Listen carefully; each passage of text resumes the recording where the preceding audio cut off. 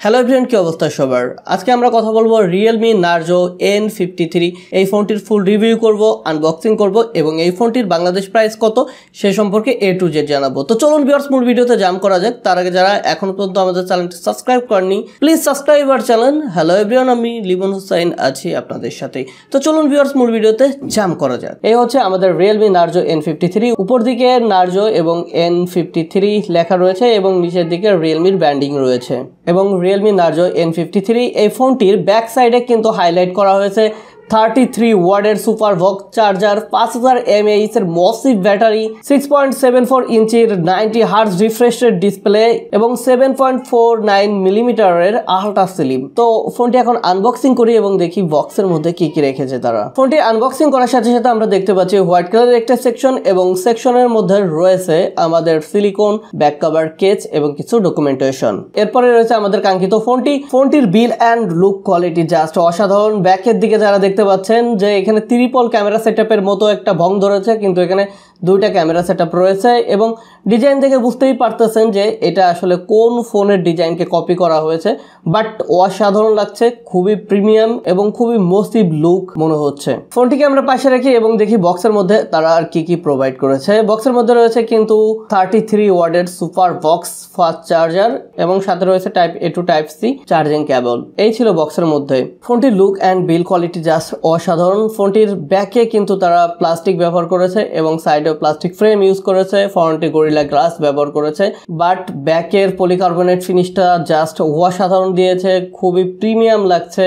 ফোনটির বিল কোয়ালিটি দেখে মনে হচ্ছে না যে এই ফোনটির প্রাইস 14 থেকে 15,000 টাকার মতো হতে পারে। জাস্ট অসাধারণ। এই ফোনটি হাতে নিলেই বুঝতে পারবেন এই ফোনটির বিল কোয়ালিটি কতটা যত্ন সহকারে তৈরি করা হয়েছে। ফোনটির লেফট সাইডে রয়েছে সিম কার্ড স্লট, যেখানে দুটা সিমের পাশাপাশি এক্সটার্নাল মেমোরি কার্ড ইউজ করতে পারবেন এবং ফোনটির নিচের দিকে রয়েছে 3.5mm headphone jack, primary mic, type C charging port এবং স্পিকার গিল। ফোনটির রাইট সাইডে রয়েছে পাওয়ার বাটন এবং sound up and down button. এই পাওয়ার বাটনেই কিন্তু মূলত সাইড মাউন্ট ফিঙ্গারপ্রিন্ট হিসাবে কাজ করবে এবং সাইড মাউন্ট ফিঙ্গারপ্রিন্টের পজিশন আমার কাছে অ্যাকুরেট মনে হয়েছে এবং এটার টাচ রেসপন্সও যথেষ্ট ফাস্ট ছিল। ফোনটির উপর দিকে কোনো কিছুই রাখা হয়নি, তবে যদি উপরের দিকে একটি নয়েজ ক্যান্সেলেশন মাইক রাখা হতো তাহলে অনেক ভালো হতো। ফোনটির ডিসপ্লেতে ব্যবহার করেছে IPS LCD capacitive touch screen display 6.74। এই ডিসপ্লেতে রেজোলিউশন রয়েছে 1080x2400 পিক্সেল। এছাড়া এই ফোনটিতে রয়েছে 90 হার্জ রিফ্রেশ রেট এবং 390 PPI ডেনসিটি। এই ফোনটি একটি ওয়াটার ড্রপ নচ ডিসপ্লে। আমার মনে হয় এই ফোনটা যদি একটু পাঁচল কাটার ডিসপ্লে হতো তাহলে আরেকটু ভালো হতো। ফোনটি যেহেতু HD প্লাস একটি ডিসপ্লে, ফুল HD প্লাস না, সেহেতু এই ফোনটির ডিসপ্লেতে বেশ কিছুটা ল্যাগ লক্ষ্য করা যায়। ভিডিওর শার্পনেস মোটামুটি এভারেজ ছিল, খুব একটা বেশি ভালো বা খুব একটা খারাপ তেমনটা না। যেহেতু এই ফোনটি একটি লো বাজেটের ফোন, সেই অনুযায়ী আমার মনে হয় এই ডিসপ্লেটা মোটামুটি ঠিকঠাক আছে। তবে আমার কাছে মনে হচ্ছে এই ফোনটির ডিসপ্লেতে ব্রাইটনেসের কিছুটা ঘাটতি রয়েছে। যদি আরেকটু ব্রাইটনেসটা বাড়ানো যেত বা আরেকটু ভালো ব্রাইটনেস থাকতো তাহলে মোটামুটি ডিরেক্ট সানলাইটে এটি একটা ভালো রেজাল্ট করতে পারতো। তবে এই ফোনটির লো লাইটে ডিসপ্লেটা মোটামুটি ভালো রেজাল্ট দিলেও সানলাইটে একটু লো রেজাল্ট দিবে। ফোনটি রান করবে অ্যান্ড্রয়েড V13 Realme UI দ্বারা। এই ফোনটির চিপসেট হিসেবে রয়েছে Unisoc T612। এটি একটি অক্টোকোর প্রসেসর, 12 ন্যানোমিলিমিটারের একটি প্রসেসর এবং এটা গ্রাফিক্স হিসাবে থাকছে Mali G57। মোটামুটি এটি একটি এন্ট্রি লেভেলের প্রসেসর। এই প্রসেসরটা খুব বেশি একটা ভালো কাজ করে না, এটি তেমন একটা গেমিং এর জন্য ভালো পারফরমেন্স করে না, তবে মোটামুটি আপনি এই ফোন দিয়ে কিছু গেম খেলতে পারবেন। যদিও হাই কনফিগারেশনের গেমগুলো যখন আপনি খেলতে যাবেন তখন আপনি লক্ষ্য করবেন অনেক বেশি ল্যাগ দেখা যাচ্ছে, অনেক বেশি ফোনে বাগ হচ্ছে। তবে যদি আপনি ফ্রি ফায়ারের মতো নর্মাল গেমগুলো খেলতে চান তাহলে মোটামুটি এই ফোনটিতে আপনি নর্মালি ভালোভাবেই খেলতে পারবেন। যদিও এই ফোনটি এখনো বাংলাদেশে লঞ্চ করেনি, ইন্ডিয়ার মার্কেটে অলরেডি লঞ্চ করে গেছে।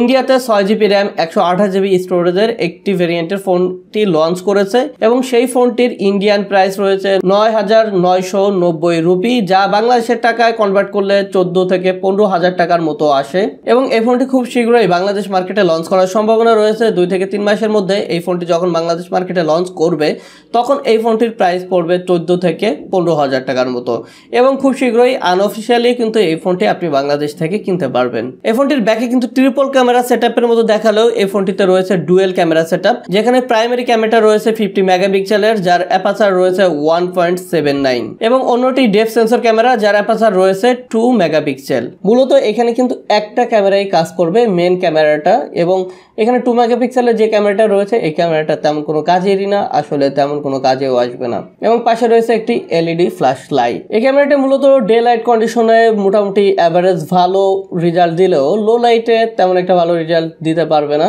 তবে এন্ট্রি লেভেলের বাজেট সিগমেন্ট অনুযায়ী এই ফোনের ক্যামেরা মোটামুটি অ্যাভারেজ, এটার ছবিগুলো মোটামুটি অ্যাভারেজ ফোকাস করে এবং এই ফোনটির ব্যাক ক্যামেরা দিয়ে কিন্তু 1080 30 fps এ ভিডিও রেকর্ড করা যাবে এবং এই ফোনটির ফ্রন্টে রয়েছে 8 মেগাপিক্সেলের একটি সেলফি ক্যামেরা যার অ্যাপারচার রয়েছে 2.0। এটি মূলত একটি ওয়াইড অ্যাঙ্গেল ক্যামেরা। এই ক্যামেরাটা মোটামুটি অ্যাভারেজ ক্যামেরা, এটার দিয়ে মোটামুটি আপনি ভালো মানের সেলফি তুলতে পারবেন যা সরাসরি সোশ্যাল মিডিয়াতে শেয়ারেবল যোগ্য এবং এই ফ্রন্ট ক্যামেরা দিয়ে আপনি কিন্তু 720 30 fps এ ভিডিও রেকর্ড করতে পারবেন। ফোনটি চার্জিং ব্যাকআপের জন্য রয়েছে 5000 mAh এর লিথিয়াম পলিমার একটি নন রিমুভেবল ব্যাটারি। এই ব্যাটারিকে চার্জ দেওয়ার জন্য রয়েছে 33 ওয়াটের একটি সুপার বক্স চার্জার। মূলত এই চার্জার দিয়ে এই ফোনটিকে চার্জ দিতে সময় লাগবে 1 ঘন্টা 20 থেকে 30 মিনিটের মতো।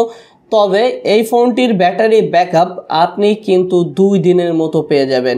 বেশ বড় সড়ো একটা ব্যাটারি ব্যাকআপ পেয়ে যাবেন। মোটামুটি একবার চার্জ দিলে আপনি যদি খুব বেশি হাই ইউজার না হন তাহলে অনায়াসে 2 দিন ইউজ করতে পারবেন, আর যদি আপনি হাই ইউজার হন তাহলে দিনে একবার করে চার্জ দিলেও চলবে। এই ছিল এই ফোনটির A to Z রিভিউ। দেখা হবে নতুন কোনো এপিসোডে।